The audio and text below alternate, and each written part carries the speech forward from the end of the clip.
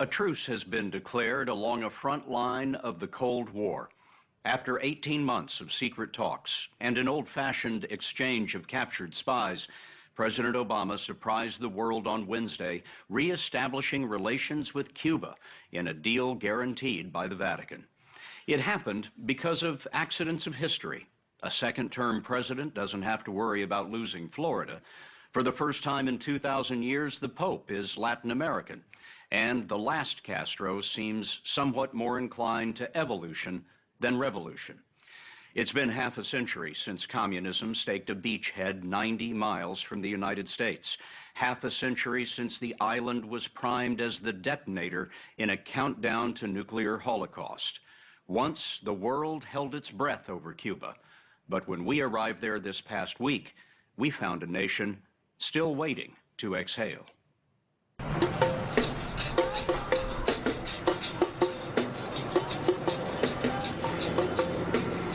Havana is a city of antiques, an island in the flow of time. Wealthy societies spend fortunes to recreate what comes naturally to poverty, a living museum of old models still running beyond their time. Chevy and Ford, Marx and Lenin. Con el presidente Barack Obama. Wednesday, it seemed to fit the pattern that news of change would come from a classic, an 83-year-old dictator clothed in fatigue.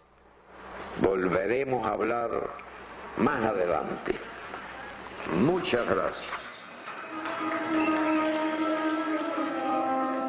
Even the music stopped at Havana's University of the Arts, where visiting teachers from Chicago were interrupted so students could be told their future would not be the past.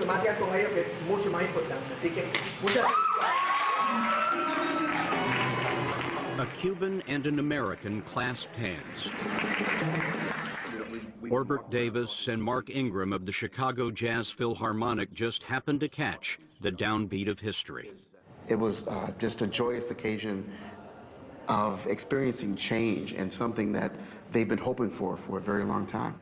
And they're cheering, some tears, and just amazed and happy, not knowing what really that means other than communication with the U.S. Before now, communication sounded like this. Cultural exchanges have been permitted for years, and the Chicago musicians were here on one of those programs. We asked these young Cuban performers what they would call their generation. One of them said, "How about the window generation?" Because now we can see the future. Ernesto, how do you imagine your life will be different than that of your parents? I don't imagine. I'm sure that it will be different. So it will be better, so better. And Cuba will be going a great place. Give me some specifics of things that you think will change in Cuba. I think the economy, and this is an important thing because we can get a better instrument, we can get computers, internet. You'd like to be online? Yes. Yes. It's another perspective.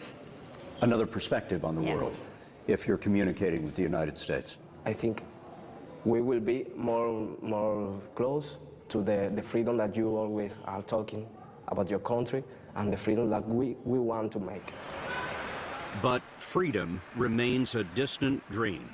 Among the government graffiti is the slogan, "Socialism or Death," which could be read more as a warning than a call to patriotism.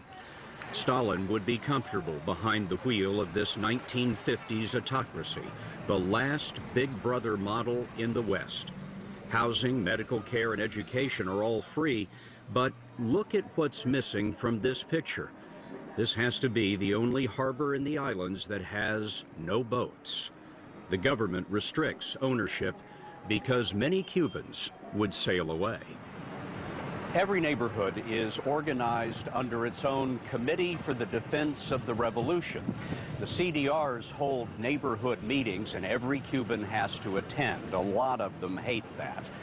Because the government runs just about everything, 80% of the Cuban people are government employees, and they get paid pretty much the same, somewhere between $20 and $50 a month, It doesn't really matter much whether you're a street sweeper or an accountant. They also get one of these. It's a food ration book. It covers things like eggs and milk and meat and rice. The food that is purchased with these ration books is virtually free, but it's supposed to last a month, and any Cuban will tell you it lasts about 10 days. Stomachs may grumble, but not too loudly. Hector Maceda Gutierrez went to prison for criticizing rations, pay, and medical care. And yet he was willing to do it again with us. I have always been and will always be faithful to the truth, even if it harms me. What is the truth that needs to be known? What happens in Cuba every day, the way people suffer, the shortages, the deprivations, the government simply does not care about what happens to the Cuban people. It only cares about its own interests. He's a man of extraordinary courage. A nuclear engineer by training, Maceda Gutierrez started an opposition news service. He was jailed in 2003 in a roundup of 75 dissidents. His wife led a protest movement that Cubans called the Ladies in White. In 2011, Maceda Gutierrez was released into her arms, but 8 months after this picture, she was dead. It was a sudden illness, and he will not forgive missing her last 8 years. After so much sacrifice, we wondered what a man like him thought of America establishing relations with the regime. I think this is a very interesting, very intelligent, and very positive move by the U.S. government. We applaud this and will support it. It is what the people need. Even if only some of this is achieved, it will be a substantial leap forward, regardless of the Castros. Any connection to America, he told us, will inevitably increase pressure for reform. Are you in favor of the embargo being lifted? I am against the lifting of the embargo. It is a way to pressure the Cuban government to really achieve things for the Cuban people and for the world. Do you have hope for Cuba? Sí, hope, esperanza. Yes, I have great hopes for Cuba, as I never have had before. The hope of a relationship dimmed in 1961 when the U.S. took its flag and went home. One of the diplomats closing the embassy then was Wayne Smith. I remember it very well. The Cubans, a sort of a farewell, had brought a battalion of women militia members to the embassy to protect us. We didn't need any protection except for dozens and dozens of people trying to get visas before we left. Months later, America organized the failed invasion at the Bay of Pigs. Then came the trade embargo that JFK signed after he took delivery of 1,200 Cuban cigars. Wayne Smith, who's famous among diplomats for his work on Cuba, returned in the Carter years in another failed attempt to patch up relations. There are a lot of reasonable Americans who argue, why reward the Castros? You're caving in to the Castro regime. We haven't gained anything in 50 years with this refusal to have a dialogue, embargo, all that. That hasn't gained anything.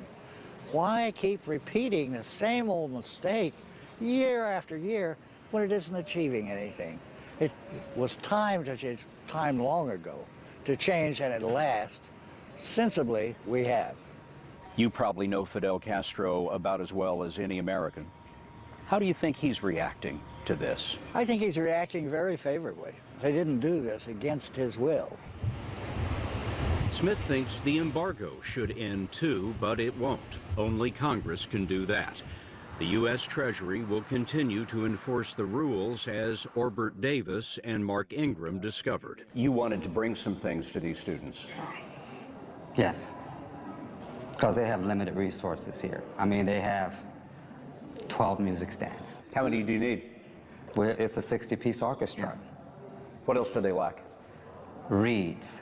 We have one student who's a saxophone player. They're playing reeds from 1970. Yeah, old dried out reeds. Yeah. You know, music paper. Did you bring this stuff to them? We weren't able to bring any of this stuff. We brought things for our performance. So because of what they call the embargo here, you couldn't bring music paper? You couldn't bring reeds? You couldn't bring... To use, but not to give. Right. You couldn't give it to them? Yes. No. So we're using the music stands, but they're ours. We cannot donate them to them. You got to take them back with you? Yes. You'd like to leave them? Can we say that? Yes, we would love to leave them. Yes, we would love to leave them.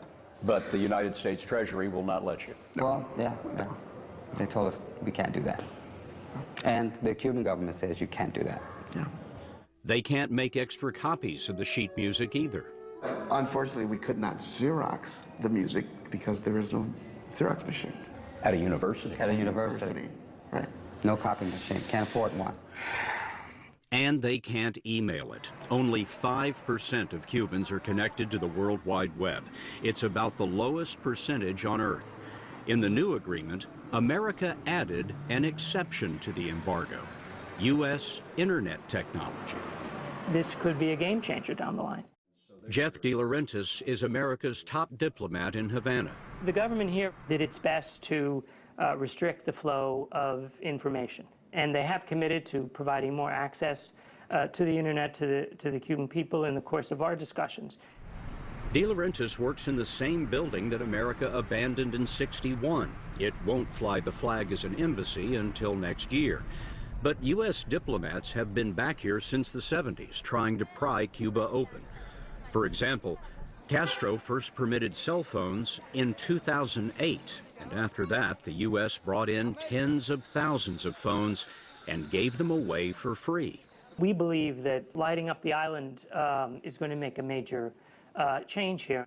Lighting up the island in terms of connecting it to Yes. the World Wide Web? Yes.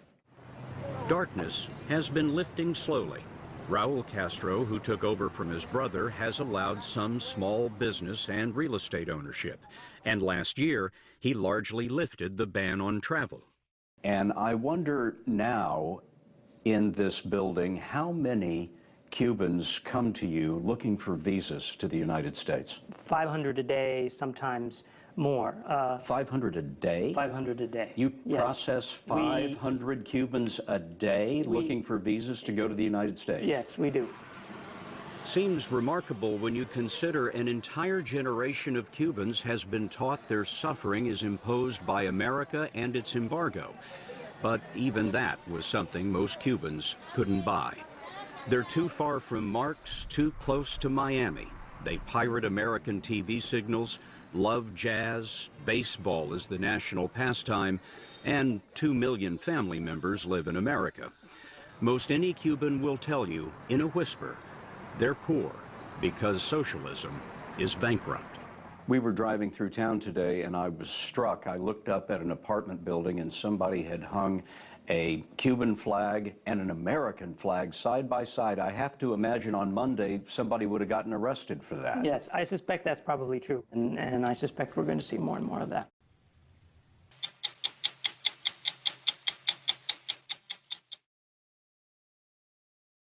Tom Coburn, the conservative Republican senator from Oklahoma, announced earlier this year that he has prostate cancer and will be ending his term 2 years early.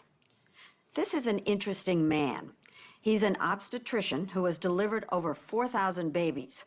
Called the godfather of the Tea Party, he has been a powerful and effective force against government spending. He opposes gay marriage, he's against abortion rights, and says global warming doesn't exist. And yet, he became one of Barack Obama's closest friends in Congress. It may be Washington's most unlikely friendship, but it's a lesson that political opposites can work together in highly partisan and dysfunctional times. In this, Coburn's farewell interview before leaving the Senate at the end of the month, he says some things you may never have heard a conservative Republican say about this president of the United States. My relationship with Barack Obama isn't based on my political philosophy or his. What's it based on? It's based on the fact that I think he's a genuinely very smart, nice guy. I just love him as a man. I think he's a neat man. You know, you don't have to be the same to be friends. As a matter of fact, the more interesting friendships are the ones that are divergent. That Tom Coburn is close to Barack Obama is seen as a betrayal by many of his fellow Republicans, but he doesn't care. I'm proud of our country that we elected Barack Obama. I mean, it says something about us nationally. You know, it's kind of like crowning your checker when you get to the end of the checkerboard, here's another thing that says America's special. Barack Obama, President of the United States. The friendship began in 2005 as freshman senators, Coburn, the conservative obstetrician from Muskogee, Oklahoma, and Obama, the liberal state senator from Chicago. They often teamed up to pass important pieces of legislation. It's my pleasure to introduce to you a good friend of mine, since we went through orientation together, Senator Barack Obama. Sure. Thank you, Tom. Last year, Time magazine named Coburn one of the 100 most influential people in the world, and it was President Obama who wrote the tribute. And this year, after learning that Coburn had cancer, the president spoke about him at a prayer breakfast. A great friend of mine who I came into the Senate with, Senator Tom Coburn. Tom's going through some tough times right now, but I love him dearly, even though we're from different parties. It's interesting that you're friends with the president because I guess people think he doesn't have any friends in the Senate. The president hasn't done a great job of reaching out. It's not his personality style. I mean, you know, he's not well suited to be a backslapper, sit down and let me tell you this dirty story before we get down to business. I mean, he's not one of those kind of guys. He's a serious guy. And so is Coburn. He's also a maverick who is always making someone angry. Am I frustrating the senators from New Mexico? You bet. He has called his colleagues cowards, called Majority Leader Harry Reid a complete a-hole, for which he would later apologize, and says anybody off the street could do a better job than the senators there now. I see him make decisions every day that benefit their career rather than the country. And that's what's so sickening about Washington. To me, it's about our future. It's not about the politicians. And we've switched things around where now it's about the politicians and not the future of the country. It seems the public agrees with him. One poll showed that Americans have a higher opinion of witches, the IRS, and hemorrhoids than Congress. Congress's approval rating in the last poll I saw, 7%. Who are the 7% of the people who actually think we do a great job? You have said, let's get rid of them all and start all over again. If you wanted to fix things, that's what I would do. Get rid of if I was everybody. king tomorrow, that's what I'd do. And if he were king, he would take a meat axe to the federal budget. He has made cutting out fat in government programs his holy grail. Actually, I think I'll just tear it out. It's time we quit borrowing money against the future of our kids. His power comes not from creating legislation, but from killing it, with procedural roadblocks that have gummed up the works. I think he is one of the #1 champions of gridlock in the United States Senate. Stephen Spalding, who focuses on the Senate for the political watchdog organization Common Cause, says senators often have to go to Coburn to get their bills released, and that has given him significant power. He has found every loophole in the Senate rulebook that he can to grind things to an absolute halt. He says he does it so the government won't grow out of control. There's a question there as to whether he has been substituting his judgment for that of the Senate. And I think that's what has led to absolute political paralysis in Washington. What Coburn does is put a hold on the legislation, as he did this week on a veteran suicide prevention bill. A hold stops a bill in its tracks and paralyzes the Senate. That's how he got his nickname, Dr. No. How many holes have you put on? Thousands. Thousands? Yeah. Let me ask you about some of the holes that we've come up with. Extending unemployment insurance, veterans benefits. You even held up a bill called the Paralysis Bill to help people in wheelchairs. 13 veterans groups attacked you when you wouldn't agree on the veterans benefits. Yeah. You're the reason the place has shut down. No, it isn't. Well, all these holds, you're one of the reasons. Well, the holds, there's no debate on those anyhow. Nobody ever knows about them. Well, they would pass if you didn't put the holes on. That's right, and you'd grow the government, and our problems would be worse, not better. The thing is, Coburn is proud of his contrariness and his refusal to go along. He got his values growing up in Muskogee, Oklahoma, where he says he had a happy childhood. It's a church-going, middle America kind of town where he was taught to be independent and not waste money. He still lives there on a 40-acre farm. I got 3 stalls out there for horses, and it's got a big hayloft in it. He and his wife, Carolyn, a former Miss Oklahoma, raised their 3 daughters here. One, a nationally known opera singer. We've known each other since the 1st grade. By 3rd grade, I was on his list of girlfriends. How many did you have? 3. I was last. She's telling this story. I remember the list. Done, Sayer, Denton. The biggest influence on Tom Coburn's life was his father. After graduating college, he went to work for his dad in the family optical business. You told me in Washington that your father was an alcoholic. Now, that can't be easy when you say you had a happy childhood. Well, it doesn't take away from the great things that my dad did. Did it change you? Is it kind of a key to you? I don't know. But why is it welling up like this?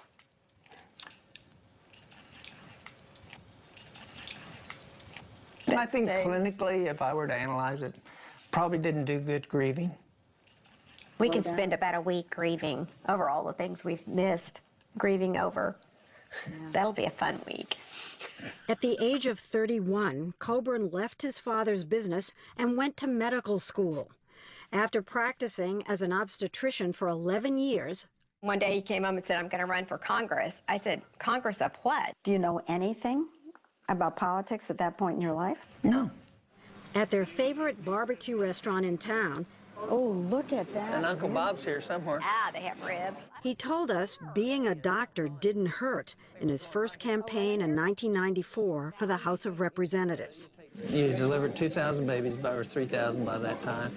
And that's, you know, at minimum 3 people each. And then if you take grandparents and siblings and aunts and uncles, you know, you get 100,000 votes out of that. After 3 terms in the House, he returned to Muskogee and continued to deliver babies until 2004, when he won a Senate seat. One of the first things he did, true to form, was pick a fight with the late Republican Senator Ted Stevens, who had been the chairman of the Appropriations Committee. Stevens wanted to build a bridge project in his home state of Alaska. We're going to put $456 million to go to an island of 50 people. The bridge to nowhere, right? The bridge to nowhere. and this is right after Katrina happens. And so I offer an amendment to take that money from Alaska and repair the stuff in Louisiana. So I've been asked several times today, will I agree to this version or that version of the Senator's Oklahoma Amendment? No! I lost that, but I won that. I absolutely won that because the American people saw that and they said, wow. But what happened to you? They really came after you over that. You were still practicing medicine. Yeah, you were still delivering babies. They took that away. They took that away. Mm-hmm. The Senate ruled that it was a conflict of interest to be a senator and practice medicine on weekends, and made him stop.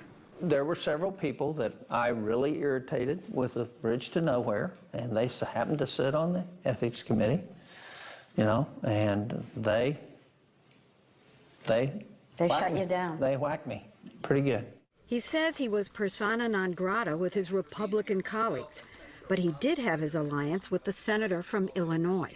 I've had the pleasure of working with Senator Coburn on a range of issues, but I can't think of one that's more important and more timely. The one thing we did is we got our staffs together and said, we want to do some things together and find the areas you think that we can work in together, and let's do them. And so we did. You wrote bills together. And got them passed. And got them signed. We did a lot of stuff on lowering the rates on student loans and recalculating all that to save a lot of people a lot of money in the future going forward. They did that and more together despite their many philosophical differences on global warming and all the social issues.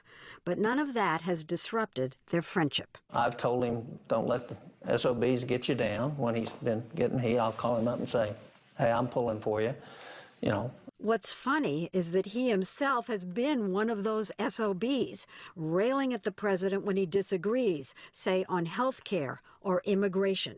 And I keep praying that God will show him the light and he will vote with me once in a while. It's going to happen, Tom. But now Tom is retiring as he moves on to a new battle with an advanced case of prostate cancer. Now, did you have to take chemo and radiation? Yeah, I'm in the midst of that right now. You are? Uh-huh. Look at you. Uh-huh. You're totally energetic. It's not sapping you. Well, it will eventually, you know. Will you lose your hair? Maybe. Oh. Oh. I got Bill Clinton hair, don't I? I know. Everybody's going to die from something. And so the deal is how do you use each day to move things forward for both you and the people you love, but also the country you love.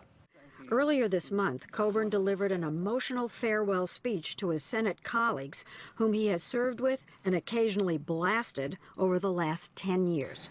And a thank you to each of you for the privilege of having been able to work for a better country for us all. I yield the floor.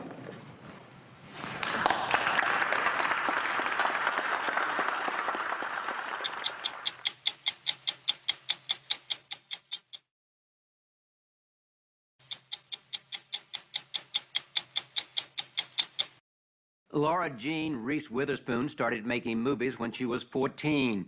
10 years later, she broke into the elite group of highest-paid actresses in Hollywood, and at 29, she won an Oscar for Best Actress. But her career floundered when she couldn't get the role she wanted, and so she did something unusual. She started making the movies herself, and it has paid off handsomely.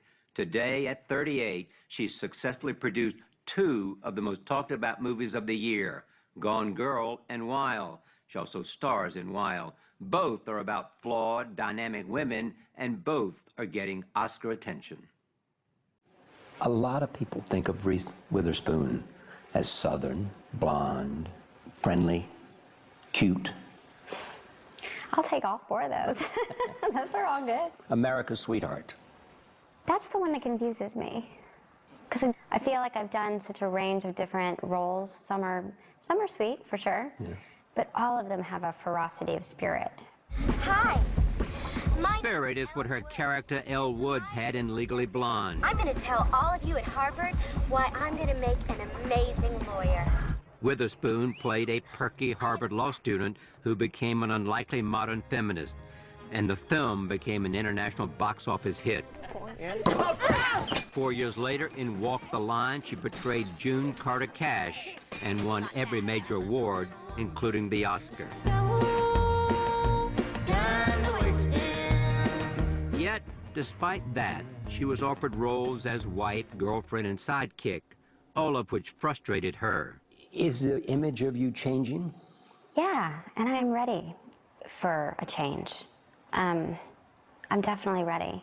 I remember a few years ago I was asked to do an interview for 60 Minutes. I was too scared. You said no. I didn't know what to say. And now when I was approached, I felt like, no, yeah, this makes sense. I have something to say now. Oh my God. What have I done? She says it through her new film, Wild. You gotta be kidding me. She plays a broken woman seeking to reclaim her life by hiking a punishing 1,100 miles alone on the Pacific Crest Trail. Hey! Where am I? It is based on the brutally honest, best-selling memoir by Cheryl Strayed. I wouldn't do a single thing differently. What if all those things I did were the things that got me here? That is about grief and loss and self-harm and how we have to choose to save ourselves. In the movie, she shows how Cheryl reacted to her beloved mother's early death. She became self-destructive, destroyed her marriage, took drugs, and had random sex with anonymous men. I don't think I've ever in my life had to do scenes that were so exposing and raw. So what are you calling on in yourself to make those scenes so real? Well, I mean, a lot of my own personal life experience. I mean, I've certainly had relationships that didn't work out, that were devastating, you know. So you've known unhappiness, you've known... Yeah, I've known grief, I've known loss, I've known saying goodbye to people that I loved. Reese surprised us when she revealed that her mother, like her character in the movie, had lost her mother when she was very young. And Reese relived her mother's grief in preparing for the role. I miss you. God, I miss you. There's a scene at the end of the movie where Cheryl falls to her knees. Yeah. And she says, I miss you, God. I miss you. Yeah. What's that? That's probably my mother.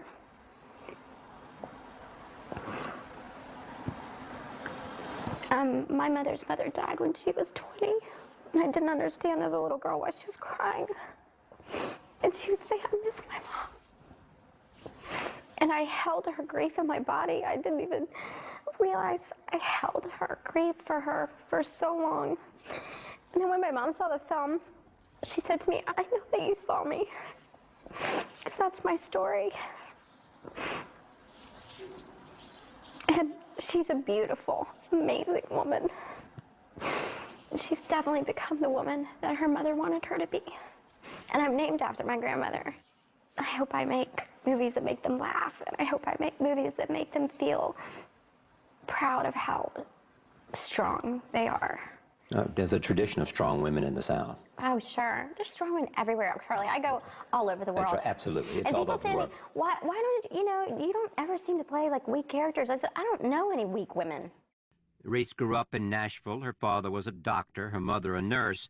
No one encouraged her to be an actor. They wanted her to go into medicine. Oh, and some junk. Study over there. Wait, some junk. Oh, Wait, by the way, oh my God. that's our old mailbox and my mother's old mailbox. In order to be close to her mother, she is renovating a new home in Nashville. It's great, isn't it? Oh, yeah. This is great. You have to have vision, Charlie. It's perfect for you. There she is. This is my mom, Charlie. Betty. And while she was showing it to us, her mother stopped by. When you saw the movie, what did you see? It just tore me apart. Because? It was my story. It was your story? And I lost my mother. Then I named my baby after my mother. This is my baby. This is the baby. This is. Her baby started taking acting lessons at 7. At 14, Reese went to an open audition downtown for a major motion picture. She stunned everyone when she won the starring role in Man in the Moon. I'm not a little girl. I'm 14. My goodness. You're not much older. 16. I'm 17. My goodness. She played an innocent but feisty tomboy who falls in love for the first time. I just loved making movies. I just did. And my mother had to stand in front of me and say, you are going to high school. You are not going to do this movie thing. You know, you're going to have a real job. Yes. Instead of going to Hollywood, her parents insisted she go to Harpeth Hall, a prep school nearby. She was an excellent student who loved reading, and she told us the school left an indelible impression. Tell me about Harpeth. Well, it's an all-girls school, which I really enjoyed. Why? It was just a place that you weren't distracted by boys, and I was boy crazy. I was boy crazy when I was a teenager. Even then, Charlie. No, but that, and it had a great focus on, you know, feminism, and that we could accomplish anything we wanted to. Really? And what she really wanted was to be an actress. That's the phone. This is a phone where you called Where I your used to call my boyfriends? It was also how she communicated with her agent. Throughout high school, she made movies in the summer. I also used to call my agent on this phone. So we went from boyfriend to agent. Well, if he sent me a script, I'd have to call him during LA time, and so I'd come down here and I'd be like, tell Mr. Worth that I'll be back in class in just a second. And I would be like, I read this script and I'm not gonna do it. Okay, thanks, bye. She did well enough at Harpeth Hall to be accepted by Stanford, but dropped out after a year and moved to Hollywood. There, she successfully made the transition from child actor to movie star, and by age 23, she was married to actor Ryan Phillippe and had started a family. At 29, she had a series of box office hits and an Oscar. Reese Witherspoon was at the peak of her career. So the Hollywood community says, here's an Oscar. Big moment? Big moment. Yeah. What follows? Oh, that was a tough year that followed. What's tough? I got divorced the next year, and I spent, a few years just trying to feel better. You can't really be very creative when you feel like your brain is scrambled eggs. Feel like you failed in your personal life? Yeah, and then I was just kind of floundering career-wise because I wasn't making things I was passionate about. I was just kind of working, and it was really clear the audiences weren't responding to anything I was putting out there. There's a story that you read in New Yorker magazine. Yeah, oh Lord. And there was a list of people who were no longer box office magic. Yeah, I was one of them. I thought I was reading like a profile on another actor, and then somewhere at the end it said, the people who are washed up, and I think it included me, Tom Hanks, Mel Gibson. And I remember just being like, okay. It really hurt my feelings. Really hurt my feelings. And your self-esteem. And my self-esteem. And made me feel like I contributed nothing. And you're only as good as your last movie. It was a pretty crummy feeling for an actor. But it's also a great motivator.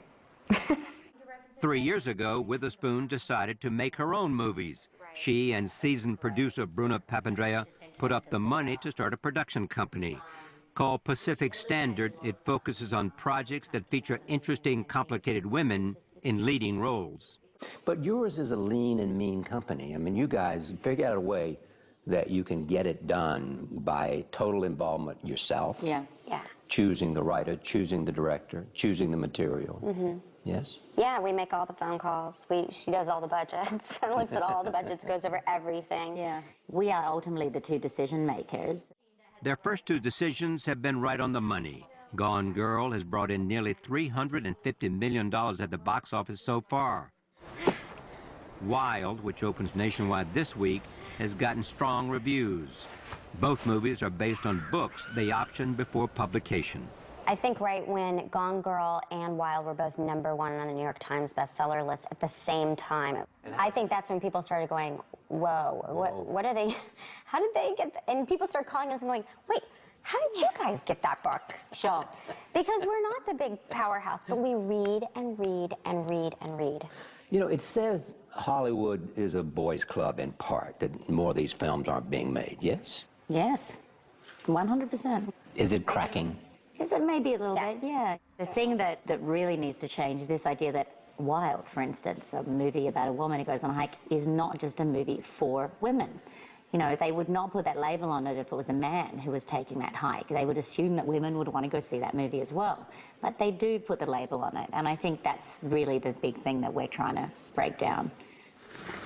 Their fledgling production company is off to a good start. It has 16 television and movie projects in development. I'm at a point in my life, it's like I can make 20 more movies, but I want to make 20 more movies that matter to me. I just don't want to just do anything. And at long last, you feel in control.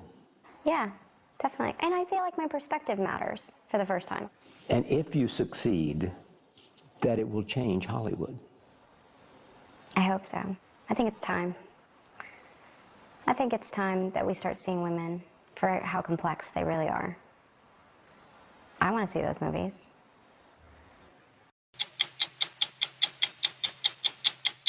Charlie Rose Takes a Hike with Reese Witherspoon.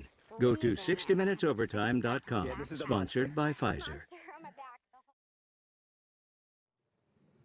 A new day has begun in Cuban-American relations, as we saw earlier from Scott Pelley. And the events this past week may finally answer a question first raised by our late CBS News colleague Edward R. Murrow in 1959. That's when Murrow interviewed a 32-year-old Fidel Castro just a month after Castro took power in Cuba. Fidel wore pajamas. Murrow wore a suit. Both spoke English. Do you expect that the tourist travel will be resumed to Cuba? That the tourists will come again?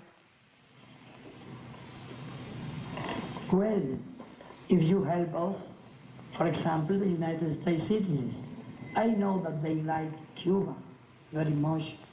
and I see them here very happy. With the restoration of relations with Cuba and eased travel restrictions, American tourist travel to the island is one step closer, 56 years after Murrow asked. I'm Leslie Stahl. We'll be back next week with another edition of 60 Minutes.